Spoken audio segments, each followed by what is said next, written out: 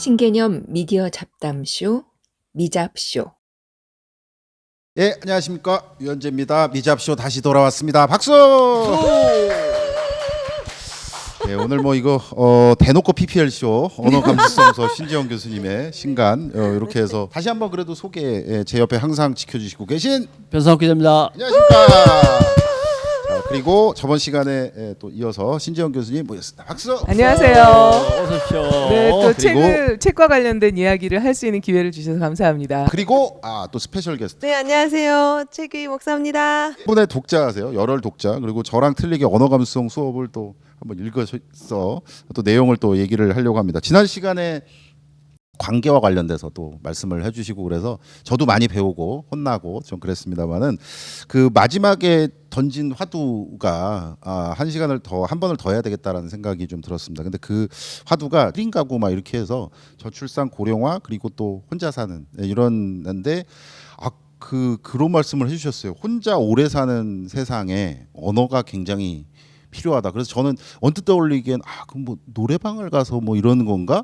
그런데 그 숨겨진 굉장히 철학과의 관계 뭐 이런 것들 그래서 참 쉽지는 않습니다만은 혼자 오래 사는 세상에 대한 신지영 교수의 어떤 재현 뭐 이런 걸로 해가지고 다시 한번 제 책의 이제 앞부분에 나오는 이야기인데요. 이게 관계 문제에 대해서 지난 시간에 얘기했고 관계의 중심에 언어가 있고 이 관계라는 게 결국은 우리를 행복하게 할 거다. 이런 이야기를 하면서 제가 사실은 하버드대학교 성인발달연구소가 했던 연구, 그러니까 장기 연구를 했습니다. 그러니까 그 종단 연구를 했는데요. 그 연구 결과를 같이 이야기를 했습니다. 그래서 결국은 이제 우리가 좋은 관계를 맺은 사람들이 따뜻한 사회적 관계를 맺은 사람들이 행복한 사람들의 공통점이었다. 이게 굉장히 이제 중요한 핵심적인 연구 결과였거든요. 하버드대학교 성인발달연구소에. 그러니까 우리가 행복해지기 위해서 우리 따뜻한 사회적 관계를 맺어야 하고 그런데 그 따뜻한 사회적 관계를 맺는 것은 결국은 언어로 맺어지는 것이니까 우리가 말을 잘해야 행복해진다. 그게 이제 지난 시간의 이야기였어요. 그런데 우리가 아까 이제 유 교수님께서 말씀해 주셨지만 우리의 미래를 한번 생각해 보자는 거죠.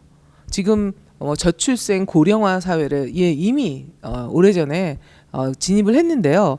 사실은 우리가 1인 가구의 수를 이제 말씀하셨지만 현재 통계에 의하면 작년 통계를 기준으로 해서 2022년을 이제 한 통계가 2023년에 나왔는데요. 그 통계를 기준으로 할 때 1인 가구가 무려 우리 가구 전체의 34.5%를 차지하고 있습니다. 그러니까 세 집 걸러 한 집은 혼자 산다. 이렇게 혼자 1인 가구다. 이렇게 이야기할 수 있는데요. 이게 뭐 그럴 것 같기도 하고 아닐 것 같기도 한데 조금 더 비교를 위해서 1970년의 그 통계를 제가 말씀드려 볼게요. 그 당시에 1970년 통계를 보면요. 1인 가구는 조사가 되어 있지 않아요. 1인 가구는 N수가 적다는 얘기구나. N수가. 가구도 아니다. 표본에 의미가 없는 거네. 어쩌다 그렇게 된 거니까 잠깐. 가구라고 생각을 안 한 거죠. 그러니까 1인 가구의 비율이 안 나와 있어요. 1970년 통계를 보면요. 근데 사실은 이게 약간 다른 이야기긴 한데 또 같은 이야기일 수 있는 게요. 우리가 가족 그러면 1인이 구성된 게 가족일 수 있을까? 그런데 지금 현재는 1인 가족을 인정하지 않아요. 법적으로. 법적으로. 그러니까 1인 정부에서. 가구라 그러는구나. 네네. 패밀리가 아니구나. 어떤 책을 보니까 가족이 자기 혼자 이제 물론 아직 결혼을 안 했고 그 다음에 이제 비혼 상태이고 그런데 부모님이 계세요. 그런데 이제 부모님이 또 이혼을 하셨어요. 그러면 나는 누구의 자녀인가? 혼자는 가족이 안 되기 때문에 이런 것들에 대한 문제 제기가 있더라고요. 하나님의 자녀지. 그래서 우리는 어쨌든 다시 이야기 돌아가면 그 혼자 사는 가구가 그만큼 늘어났는데 미래에는 훨씬 더 빠르게 늘어나고 있거든요. 사실 주민등록 통계에 의하면 이미 40%를 넘었다고 해요. 그러니까 앞으로는 혼자 살 거라고요. 많은 사람들이. 그런데 그러면 이제 우리는 오래 살잖아요. 100세 시대가 정말 코앞이에요. 현재 그 최빈 사망 연령을 보면 뭐 여성 같은 경우는 90세가 넘었습니다. 그러니까 우리가 장례식장에 가보면 팔순에 돌아가셨다 그러면 너무 일찍 돌아가셨다. 벌써? 그렇죠. 이렇게. 그렇게 생각을 하는데 구순 정도는 이상이 되어야 그래도 좀 호상이다. 그런 말이 좀 부적절하긴 하지만 그렇게 생각을 하죠. 어쨌든 혼자 오래 사는 미래에 우리가 사실은 돌봐야 할 게 있어요. 우리가 아까 70년대 가구 통계를 이야기하면서 4인 가구를 한 가구의 어떤 표준으로 생각하게 된 게 이제 그 이후잖아요. 핵가족. 근데 핵가족이 되면서 사실 우리는 영유아 돌봄과 노인의 돌봄에 대해서 사회가 준비를 했어야 해요. 그런데 준비하지 못했기 때문에 지금 돌봄의 문제가 굉장히 심각하죠. 그런데 사실 우리가 혼자 오래 사는 미래에 한 가지 더 돌보아야 할 게 있습니다. 바로 외로움이에요. 혼자 살고 오래 사는데 외롭게 살면 안 되잖아요. 그러면 외로움이라는 건 굉장히 뭐 정신적으로뿐만 아니라 질병에 있어서도 취약하게 만든다는 거예요. 혼자 오래 사는 미래에 그럼 건강하고 행복하게 살려면 우리가 돌봐야 할 거 외로움인데 그 외로움은 결국은 강한 사회적인 관계망 속에서 극복할 수가 있는 거거든요. 제가 밤에 네. 늘 요새 아이스크림이 땡기거든요. 외로워요. 네. 그 외로우니까 아이스크림이 땡기는 거예요. 그래서 편의점에 가요. 네. 가면 제가 살려는 아이스크림이 없어요. 2+1이에요. 엄소가 아니라. 2+1 좋죠. 3개잖아요. 딱 쥐면 3개잖아요. 2+1이니까. 근데 혼자 와서 밥 먹는 사람들이 많아요. 편의점에. 한 동네에 사니까 늘 그 편의점에서 만나게 되는 거잖아요. 그래서 2+1이라고 3개를 주게 됐는데 하나 드실래요? 말을 첫 마디가 드실래요가 안 되잖아요. 여기 사세요라든가 지난번에도 뵌 것 같은데 뭐 이렇게 그럼 뭔가 말을 해줘야 되는데 예 이렇게 하고서 그릇을 갖고 이렇게 먹어요. 그러면 아이스크림 다음 얘기를 못 꺼내는 거죠. 그래서 사실은 우리가 이 책에서도 얘기를 했지만 이게 이제 스몰 토크라고 우리가 보통 얘기하는 게 우리가 좀 굉장히 취약한 부분이기도 하거든요. 낯선 사람 만났을 때 우리가 어떻게 낯선 사람과 이야기할 것이냐. 이거를 대부분 우리나라 사람들은 뭐 나이가 많건 적건 낯선 사람과 이야기하는 걸 굉장히 힘들어해요. 그냥 사람들한테 물어보면 왜 그러면 서로 인사를 안 하고 낯선 사람들하고 말을 안 하니? 이렇게 얘기를 해보면 많은 사람들이 이렇게 얘기합니다. 원래 아는 사람 아니면 말 안 해. 이렇게요.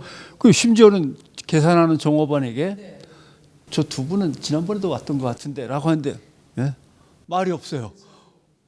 빨리 가지고 나가라는 건데. 역설적으로 저도 뭘 어떻게 되게 좋아 이런 게 아니라 미국에서 제가 한 11년 살았거든요. 근데 그때 그 느낌이 들었어요. 그러니까 아무것도 아닌 말들이 아무것도 아닌 게 아니구나. 이게 아까 말씀하셨던 것처럼 만약에 2+1으로 이렇게 했다.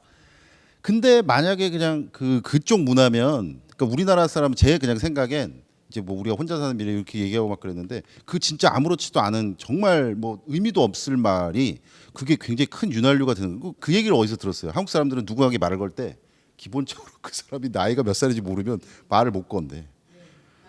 그리고 그 사람의 직책이나 뭐 이런 것들이 없으면 또 막 쉽지 않다고 얘기를 하더라고. 혹시 교회에서도 이런 목사님 그냥 직업상 처음 보는 분에게도 약간 근데 바꿔 웃어야 사실 되는 어떤 그런 교회라는 느낌도 곳은 좀. 제가 생각할 때는 다 익숙한 가장 사람들 그럼요. 보통은. 가장 스몰 토크 소위 얘기하는 낯선 사람끼리 만나서 이야기할 수 있는 패턴 이런 유형을 배우는 굉장히 좋은 장소라고 생각하거든요. 그럴 수 있죠. 그렇잖아요. 네, 맞아요. 일단 공통점이 있기 때문에 거기 모였고 그리고 조금 더 안심된 공간이고 그렇다면 이제 사실은 목사님께서 혹은 거기에 있는 많은 그 성직자들께서 어떻게 하면 낯선 사람들이 조금 더 쉽게 서로 말을 걸고 관계를 쉽게 만들 수 있는지 이런 것들을 사실은 알려줘야 되는 곳이 돼야 되지 않을까 이렇게 생각을 합니다. 근데 제가 느끼는 거는 목사님들이나 성직자라고 흔히 할 수 있는 부교육자 포함해서 가장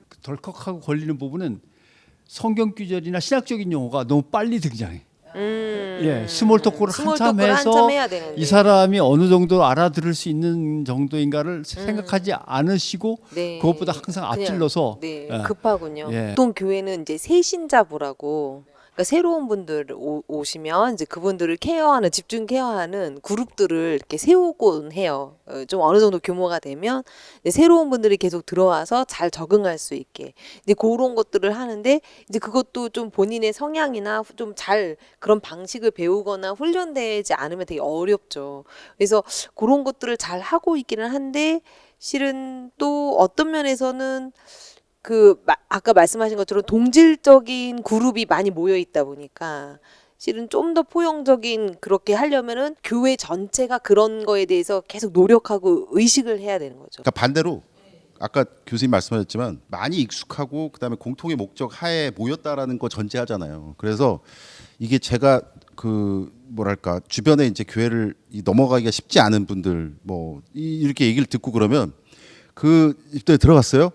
근데 본인들끼리 이제 좀 친하잖아요. 새신자가 왔는데 내가 이 시점에서 말하기 싫은 것도 자꾸만 말하게 만드는 그러니까 용어가 예를 들어서 뭐뭐 하시는 분, 뭐 나이, 그다음에 결혼을 안 했으면 왜 안 했을까? 뭐 이런 어찌 보면은 약간 언어의 기술과도 맞는 것 같아요. 호구조사 이런 식으로 스몰 토크가 이루어지면 안 되는데 근데 약간 아까 저는 이렇게 말씀하신 것 중에 +1 이게 지역 분들이니까 얼마든지 나눌 수 있는데 지금은 실은 되게 그런 경계심?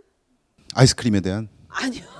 그런 거 아니고. 그러니까 낯선 죄송합니다. 이에 대한 두려움? 그리고 그런 사실 게 많이 이제 있는 제가 것 책에도 같아요. 썼지만 우리가 또 문화가 이런 게 있어요. 누구의 선의를 이렇게 받아들이지 않고 사양을 해야 돼요. 사양을 먼저 해야 사양을 하는 게 예의 맞다. 이런 게 약간 몸에 배인 것 같아요. 그래서 뭔가를 주면 아니요 괜찮습니다 이렇게 말하는 게 훨씬 더 일반적이지 감사합니다 이렇게 받는 것 자체가 익숙하진 않은 것 같아요. 어려워요. 그리고 그렇죠? 세대별로 좀 다를 것 같아요. 그리고 지금은 점점 개인주의화 되는 게 아주 뚜렷해지잖아요. 이제 저는 그 마음이 이해가 되거든요. 누가 막 그러시면 너무 고맙고 어머 감사해요 이러면서 막 이렇게 친구가 될 것 같은데 근데 요즘에는 그거를 왜 나한테 주지? 이게 무슨 의도가 있지? 그렇죠. 이렇게 돼버리니까 늘 이 사람과의 관계에서 말하는 거 관계를 맺는 게 너무나 목적지향적이다라고 맞아요. 학습되었기 때문에 맞아요. 낯선이가 나에게 음. 관계를 맺어 그러니까 나한테 왜 뭘 그러지? 노리는 맞아요. 거지?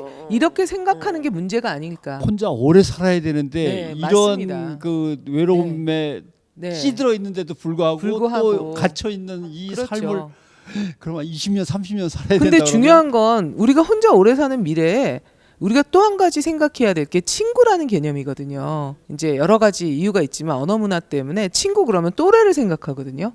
그러면 우리의 또래는 점점 줄어들 거예요. 그러니까 사실은 우리가 친구라는 개념 바꾸지 않으면 사실은 사회관계망 안에서 고립될 가능성이 높다는 거예요. 나이가 들수록. 그러니까 우리가 70대가 됐을 때 40대 친구, 20대 친구를 사귈 수 있어야 되거든요. 과연 이게 언어로 우리가 준비가 되어 있는지, 이 언어가 준비가 되면 마음이 준비가 된 건데 과연 우리가 친구라는 개념을 이게 바꾸지 않으면 고립과 외로움에서 정말 문제가 심각하지 않을까. 어서 한국은 처음이지 텔레비전 유명한 프로그램 보면 나이 많은 외국인과 나이가 적은 한마을에 사는 젊은 청년이 왔는데 지난번 여행 갔을 때 어떤 일이 있었냐면 3,200m 높은 산에 올라가는 케이블을 타고 갔다가 내려와야 되는데 케이블이 이게 후진국 케이블이니까 엄청나게 빨리 돌아요. 그러니까 뛰어가서 군대에서 훈련하듯이 올라타야 돼요. 근데 어떤 사고가 벌어졌냐면 딱 왔는데 다 4명 타야 되는데 3명이 탔는데 나머지 한 자리를 놓고 타야 되는데 앞에 있는 사람이 나이가 적었고 뒤에 있는 사람이 나이가 많았던 거야. 그러니까 갑자기 싹 비키면서 먼저 타세요. 아니 먼저 기다렸으니까 먼저 타. 서로 사양하다가. 하여튼 우리가 친구라는 개념에 대해서 생각해 보면서 저는 교회만큼 새로운 친구를 아주 다양한 연령층에서 만날 수 있는 곳은 없다고 생각해요.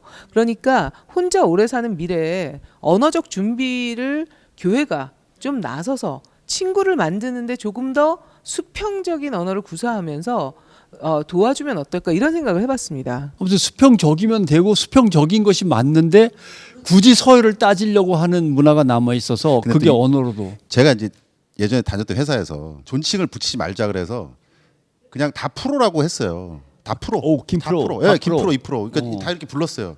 근데 그게 한국적으로 해가지고 한 이틀, 사흘 정도 지나면 어떻게 되는지 아세요? 비슷한 사람들끼리 프로라고 불러. 근데 그 다음에 뭐라 그러면 김상무 프로님 이렇게 되는 거야. 그러니까 어느 일정 수준까지는 그게 안 돼. 지금도 마찬가지. 이렇게 막 얘기는 하자고 그래서 이게 언어가 됩니다. 그런데 막상 예를 들어서 님이나 이런 존경어를 하면 빼면은 좀 친구가 될 것 같다. 그래서 내가 어느 날 갑자기 뭐 하이 상욱 이러면 바로 댓글에 이런 근데 우리가 여기서 조금 이게 더 큰일 나는 거거든. 정리를 이게 참. 해보면 이렇습니다. 이제 그 말씀을 이제 정리를 해보면요. 음. 우리가 보통 친한 사이에서는 그러니까 우리가 나이 차이가 있을 때 친해지면 나이가 어린 사람이 나이가 많은 사람에게는 존댓말을 유지하지만 나이가 많은 사람이 나이가 어린 사람에게는 그 반말을 쓰잖아요. 근데 사실 이거 이상하거든요. 친해지면 양쪽이 다 반말을 써야죠. 왜 한쪽이 이거는, 반말을 쓰고 준비가 한쪽은 안 존댓말을 됐어요. 쓸까? 유교보인 그러니까 저로서는 우리가 수업을 많이 받아야 돼요. 언어에 대해서 우리가 다르게 생각해보고 기존의 것을 그대로 유지한다면 세상은 바뀌지 않거든요. 언어만을 바꾼다고 세상이 바뀌지는 않지만 언어를 바꾸지 않고는 세상이 바뀌지 않는다. 이 생각을 해보자는 거죠. 그래서 어떤 분이 자꾸 언어로 누가 찍어 누르고 나이가 조금 많다고 말을 갖다 가로막고 끊고 해서 거기 안 가겠다고 하셔갖고 나이가 몇 세냐니까 91세래. 근데 그 끊는 사람은 누구냐니까 92세래. 이제 그런 일 벌어질 거예요, 계속. 그죠? 페이스북에 네. 올라왔던 글인데요. 오늘 그 이 책에 저희들이 미처 얘기하지 못한 지혜들은 상당히 많을 것 같습니다. 참 쉽지 않은 얘기지만 뭐 서열 그다음에 뭐 또 관계를 또 이렇게 매끄럽게 하는 어떤 용어들에 대해서 또 이렇게 살펴봤습니다. 아니 진짜로 이 교수님을 모시고 저는 그런 생각했거든요. 교회 버전으로 언어 감수성 수업이 특화된 게 필요하다. 그래서 이제 교수님이 일반적인 걸 얘기해 주시면 교회 안에서 적용될 수 있는. 그래서 왜냐하면 교회가 다양한 세대가 있기 때문에 좀 그 가족을 넘어선 공동체를 맺을 수 있는 좋은 그 환경이 되어 있으니까 그것을 좀 사회에 좋은 쪽으로 쓸 수 있게.